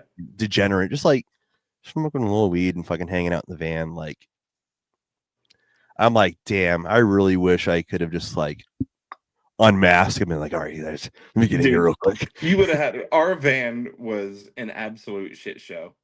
Uh, Like we van moshed, like you put on whatever and like people would just I remember at one point I was in the very back of the van mhm. and Sanders is driving and we're doing like van mosh and I jumped and the car in front of us slowed down and Sanders slammed on the brakes and I flew all the way from like the very very back bunk of the band and like hit my head on the fucking radio all, all the way at the front of the van. And it was just like the the van was so torn up. Like there was just shit everywhere. You know what I mean? You got so Yeah, many people living in close proximity and like you're van moshing and shit's flying everywhere. Nobody I like mean just it was just being the funniest, silliest boys, and we like, had so much fun, man. and so we play this.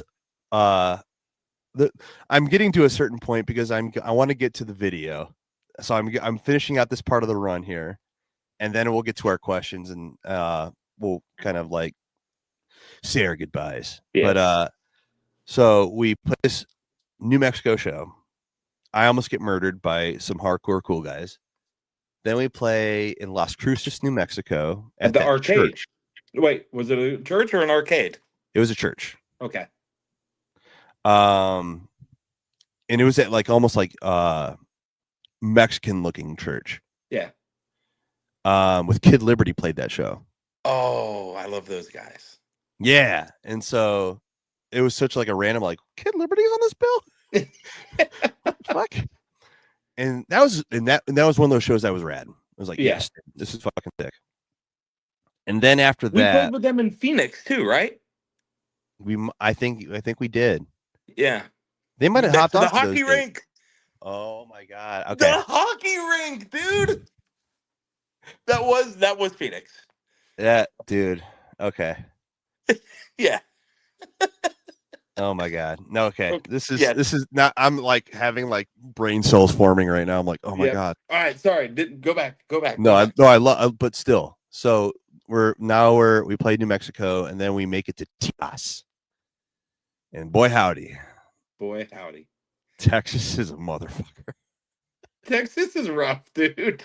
Yeah, but the one glowing light in the state of Texas after we just plowed through driving across that thing. I think we played 2 shows in Texas.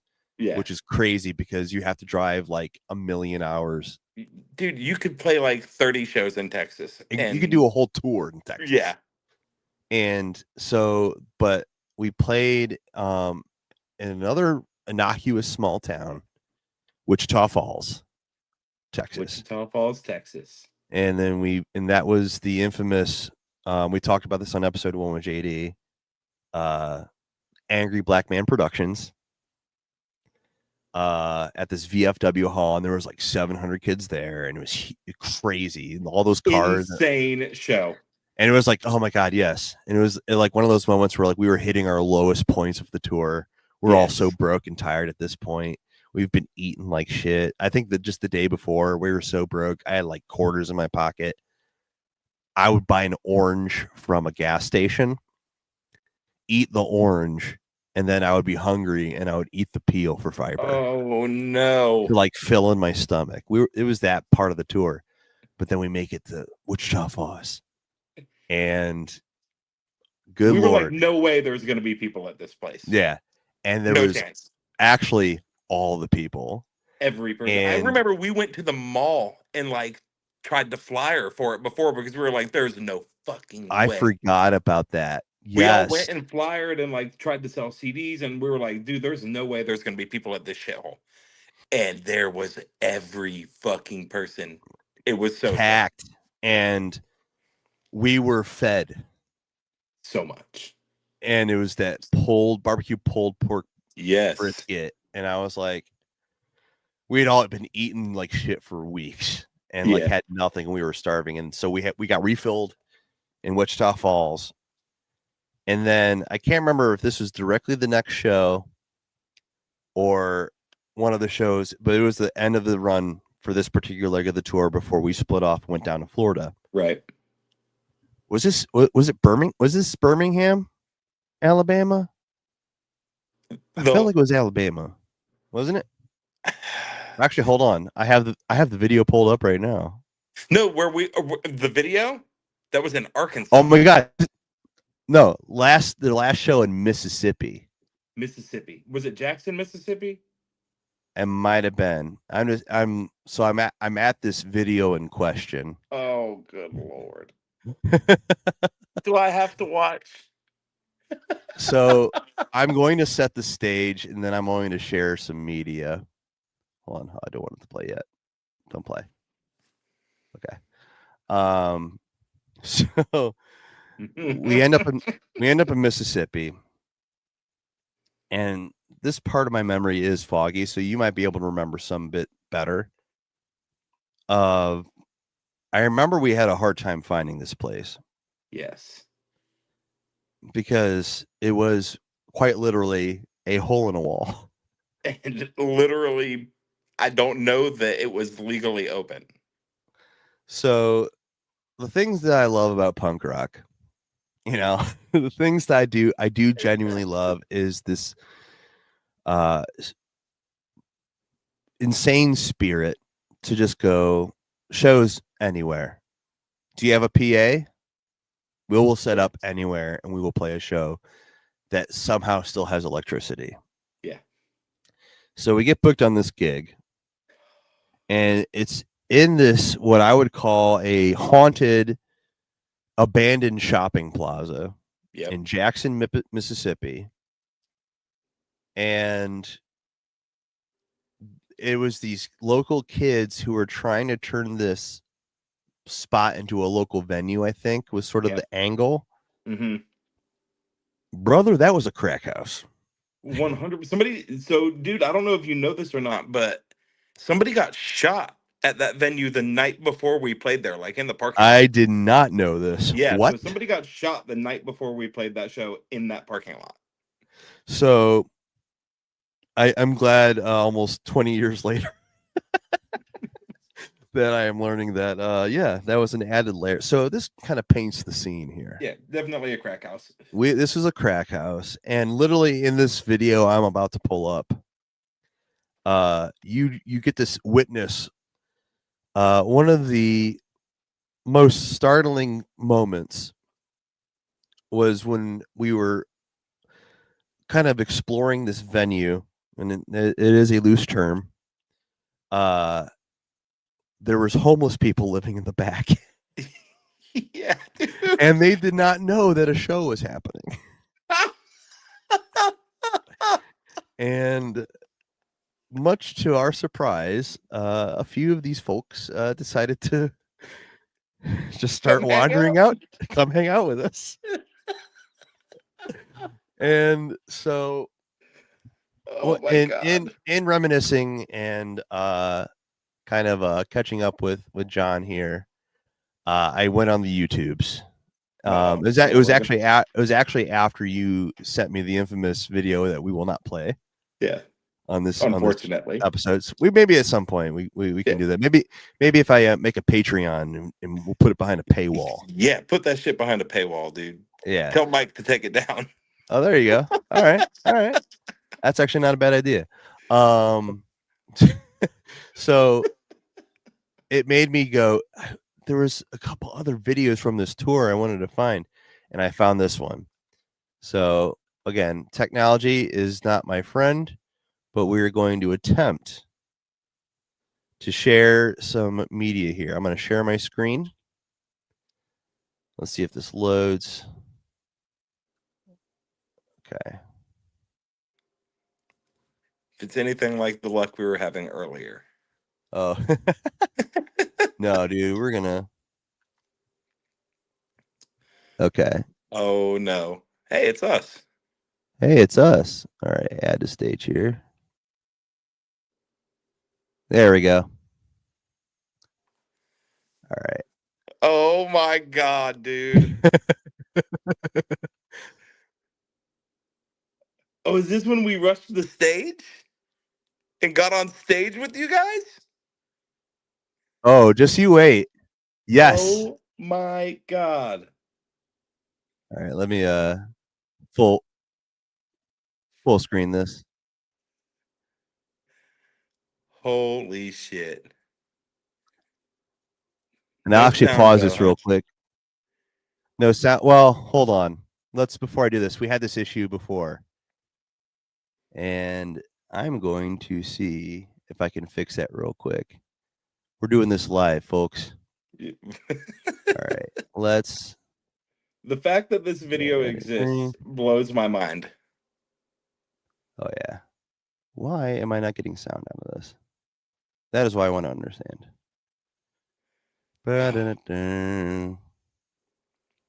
Well, at least I know where I am as far as the mark. Oh, there we go. Okay. Layouts, audio.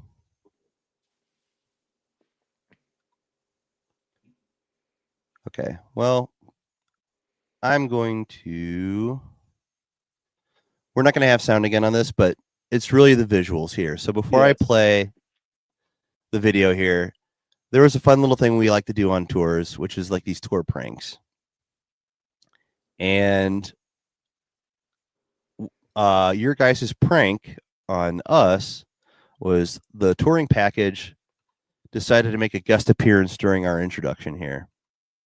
And we'll just kind of like commentate it, like, you know. Yeah. Right now, you guys are our praying John, and not realizing. yeah. Yes. So, and look at you in that red jacket. Track jackets were cool, dude. So we're doing our little, you know, in hindsight, very performative before set prayer. And we had some people who did come to this crack house.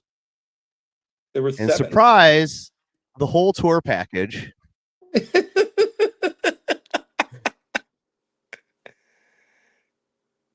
And dude, there's way more people there than I remembered being there. Yeah, there was like 10. That's but most of the touring package is also outside there too. Yeah. Oh my gosh. And then we've got everybody. Oh my Lord.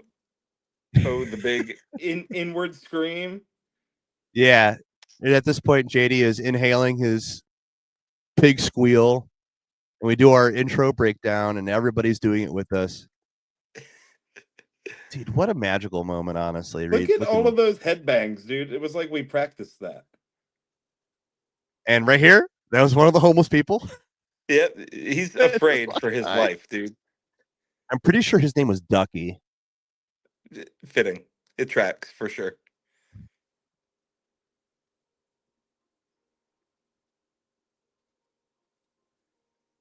Man, I am insane. I am there with you. I did not remember this many people actually being there, and that is a stretch, obviously, because there's like 5 people moshing. Yeah, but I thought there was just us. And then look at the professional camera work here. This is this is the good stuff.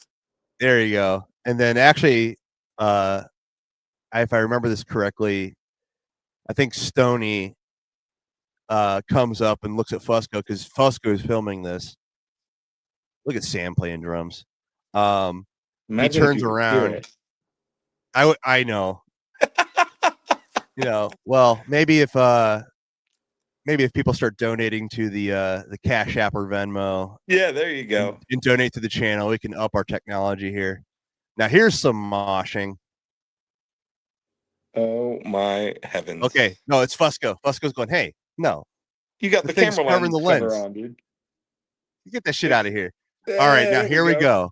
Now this is what I wanted to see. Well, obviously Sam, but at some point it's going to pivot back to the pit, and it's going to show you.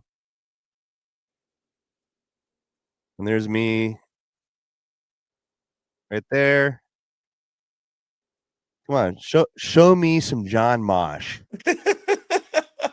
Stoney, what are you doing? Dude, these guys from New York, hand them a camera and they think they're a freaking... hand them a camera. This is what we're at. Okay, here we go. All right, John in the red jacket. Uh-oh. Oh, God. Get the 2-step going. He's getting it. Oh, there you go. Show these kids how it's fucking done. I think Ernie comes flying through here at some point. No, so it makes sense that there's me with my white belt. The white belt was a must. There's Ernie. There he is. Oh yeah, he's an OG New York hardcore. Oh yeah, guy, and so he would regulate the pit every night.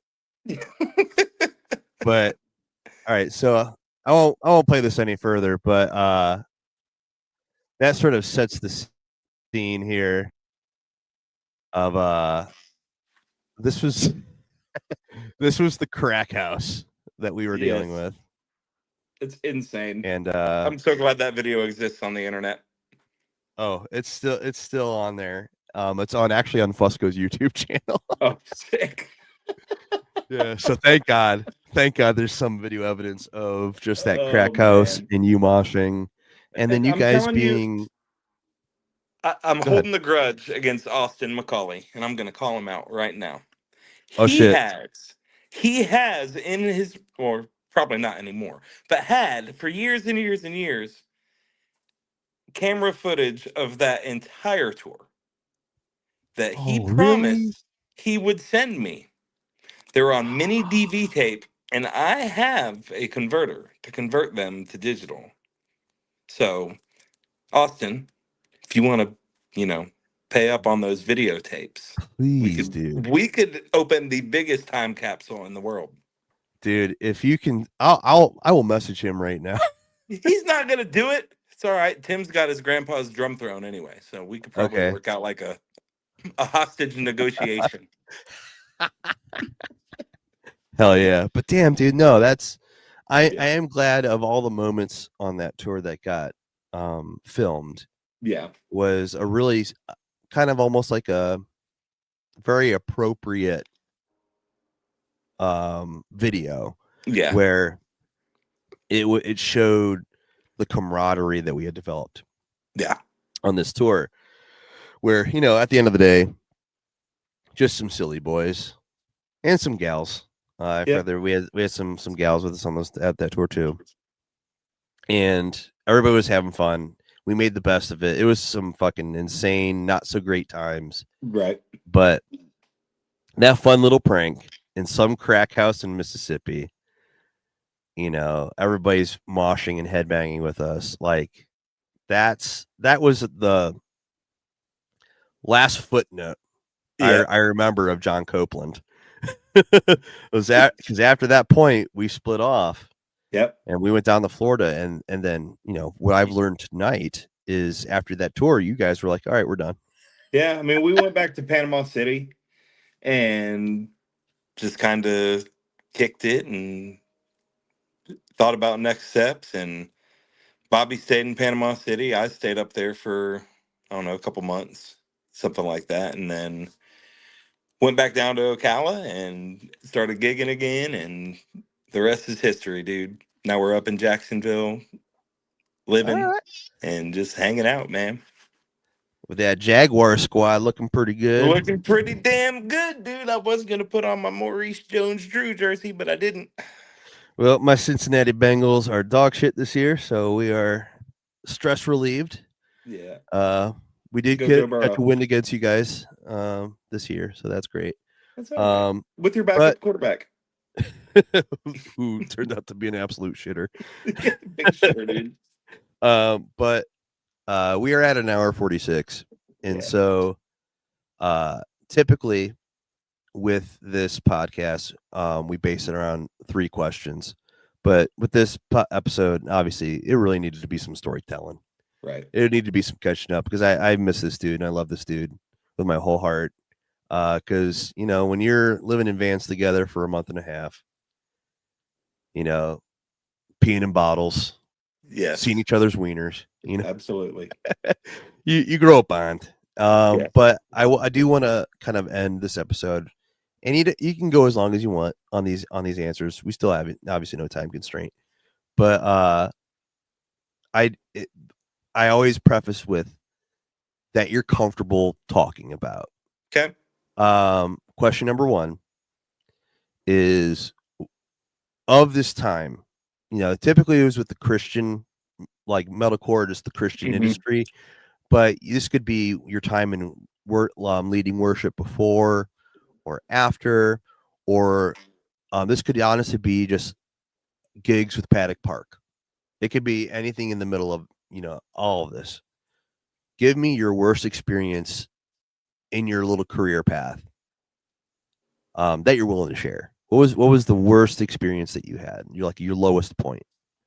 I think really finding out the business side of both industries, Really? finding out the business side of the church as a whole, Mm-hmm. and really like that's what kind of turned me off about the whole church thing. I'm not saying that I don't believe, I'm not saying anything like that. I'm saying that the business of religion is very eye-opening when you see what the inner workings of the offices and back rooms of these mega churches. And see where that money, especially, I love that you emphasize that it's the mega churches. Yeah. because my church experience is I live in a town that, you know, population 1,200, got a graduating class of 65 people, you know. Right. So I never got to see mega churches like you're talking about, but I've only heard the how the sausage is made there. Like, Yeah. It's so that's a whole that's a movie, dude. Like that's that's a a whole that's a whole we're not movie. gonna get into all that, but you ask my, you know, the Yeah, lowest of lows is like I said, finding out, the inner workings of all of that and how much of a business instead of a relationship it is. You know what I mean? yeah, and And that's devastating, no, especially when not you're so nothing young. against anybody who does the mega church thing or does the small church thing or anything like that. I Right, respect everybody's opinions and respect everybody's choices when it comes to faith, no faith, unless they're wrong. relationship. No, yeah, unless they're wrong for sure. Yeah, Um, but no, I mean just that, and then also at the same token, the business side of just being a creative dude that happens to know how to play a guitar. yeah, It it becomes this thing where the music comes second to business, and it's not what gets you into it. right. It's you got, shout out Alex Kenny telling me I can't wear shorts on stage, or just like you've got to like have this image, you've got to wear fucking tight pants, you've got to wear slip-on shoes, you got to wear a black t-shirt with a deep fucking v-neck, like He, you oh my God, he gave you guys the same speech.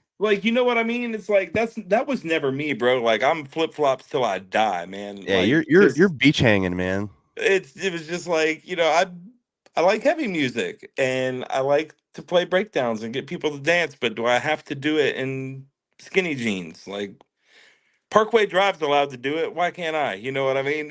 It's Right, like, damn it. And they were fucking but carry on, dude. Come on. but it was just like you got to do this. You got to go to this fucking signing at FYE that nobody's gonna go to. You got to like just it takes away from the love of the game. You know what I mean? It's like you love playing music, you love writing songs, you love watching people, get entranced with what you're doing on stage or Yeah, dude. anything like that. Like the reason that you want to be a musician, all of that shit gets thrown out the window as soon as you sign that contract saying that they'll release your CD on their label. And it's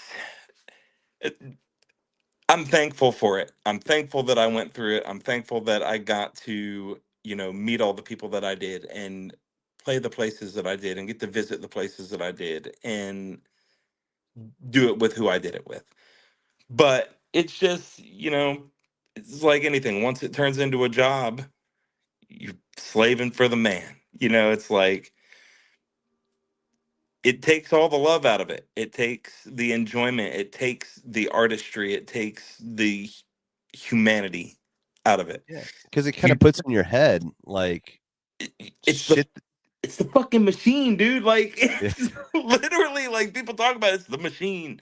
Like fucking go to shows, put out music, put money in the envelope for people that aren't you. Like do what we tell you to do. Be at this fucking place when you got to be there. Like it's just never. Hey, how are the new songs coming? Are you yeah. enjoying writing music? Are you having fun? No, fuck any of that. Like It's like it just doesn't this. matter. Come on, give me Yeah, more, put more, your more, tight more. pants on and get on stage and get off in 8 minutes so the next Dude, band can dance. I bummed Alex out so hard. I do appreciate Alex, and I I do I I love him. appreciate everything that Alex did for that Yeah, band. but I made that guy so bummed because he came to one of our shows in Florida, and I wore a cut off sleeveless flannel and no shirt under it, and he was Yeah. like, "Never wear that again." That's about the what happened when we played one in South Florida and I had shorts on and he basically was like, "Do I need to go buy you some fucking jeans?" Like, Be an adult. damn, dude. That's what he Just said a to me. He's like, just dress like an adult. just a kid with a fucking black Schecter guitar, dude. Like that's all I got. Like, come on, It, man. you know. But yeah, those are the downfalls of I'm fault my of it. musical career, All man. right, but let's hit you with number two. Okay. What was the best? What's the best memory you got? Best memory I have. What was the mountaintop? I don't know, man. It's as far as music is concerned, I would say, dude, it's tough to pick. There's been so many, great relationships that I've built through a freaking guitar. I think that that would probably have to be at no one certain moment, no one show, no one thing, just the network and relationships that I've built that will be there till the end. You know what I mean? It's just No, that's can't take more the than valid, memories. dude. Yeah, can't take the memories, can't take the relationships that were built. That's Yeah, that's it, it, man. That's what it's it's all like about. it's like we it's like I mentioned earlier. It was especially our little tour, our little ragtag that we had, Hmm. and going through what we did together. Like those are the relationships that you cultivate, where you could never see this person for 20 plus years, but the second you see them again, you instantly just like, oh, you that connection runs so deep. Yep, exactly. So hell yeah. Well then, that's again more than a valid answer because that's impactful. You Yeah. know, makes me a little emotional when I think back on it, honestly. And then, but question number three, and this will be our ender, of just when you think back on the machine and the darkness and and then, but also the great relationships that you cultivated and the networking and the experiences. Now at 35, looking back on it, this is where I get real therapy guy on the podcast. How do you feel about it? Oh, the whole thing, as you're kind of like moving into the next phase of your life, heading towards 40. Like when you think of this time, how do you feel? Conflicted. Okay, Conflicted. Um, elaborate if you want, if you can. I can. I just feel like, the way that, everything went from the way the band started to the way the band ended. I just wish that, some of the negative things that happened and some of the negative relationships that I, inherited from Right. my career. Hmm. Um, I just wish that those things maybe didn't happen, or maybe that those things got squashed a little bit differently. But, you know, those personalities just don't mesh. And I think that, I think that that's just the way it'll forever stay. Um, Gotcha. and that's fine. You know, I don't want to get into that. And I'm sure, like, if there is anybody watching this that they're like, son of a bitch, I watched 2 hours and didn't hear one mention of it. One shit Sorry, talk. not Sorry. gonna happen. I refuse. I'm grown, Well, but here's but the thing with that though is like, especially at this point in that being so long ago, yeah, it's kind of like one of those things where it's like, at this point, if you don't know, then it's kind of a moot point. exactly. And I will say this, that I have absolutely zero ill will towards anybody that I ever worked with I love that. in that career path. Um, Things don't work out in business, things don't work out in people's personal lives, and that's just the way that the world works. And I'm thankful for meeting those people, and thankful, for the good times that we shared, minimal as they may have been. You know what I mean? But Right. it's it doesn't make me lose any sleep at night. But it's just, you take such a good thing that, just like, the perfect timing for that band, the perfect timing for all of that. Um, and you leave with negatives that should have never ever been a thing. And I would have loved for there to been a sophomore album for that. And Oh yeah, I hear through the grapevine that there may be, but just none of the people that are involved in right. it. Like but literally zero of but them. but the song, but the So whatever, songs, but whatever. the But songs are there, still happening. right, and that's fine. But there will be some things coming out from the people that you do know, and I'm on Austin's ass right now. I, sent him some stuff a couple days back. I got a couple. I'll send you some after we're done so you can check it out. Yes, yes. I've got about 3 or 4 like ready for some vocals on, and some other stuff in the chamber right this second. So maybe those albums will come out at similar times, if you know what I mean. Yes, yes. Yeah. Well, I love that because that you just hit a real awesome spectrum here because I love how that was a very real answer Hmm. was saying conflicted because it's more complicated than being able to go the past is the past, man. Yeah. Because I wish it was that easy because, especially I don't know if you feel this, and this is just me being absolutely honest, is one of the things I struggle with nostalgia Hmm. is when you are trying to make peace with these things and you're trying to be like, oh man, it is what it is, sort of thing. You can't help but feel the feelings of all those moments that you ran into when you're just like, we just would have fucking zigged and we zagged. Yeah. If it would have just went this way, just a little bit like this rather than Yeah. this. See, but there's not that with that band. Like there were Right. so many moving pieces of things that just it wasn't gonna be a forever thing. It Right. wasn't. And it was Kind of that's already why I doomed was from the like start, so sort of fine thing. with like, this is it. I got to do what I did. I got to do it with the people that I did it with, and that was fine. Sometimes it's just time to put the baby to bed. You know what I mean? Yeah. And that's just kind of where that story ended, man. And it was those relationships didn't go anywhere.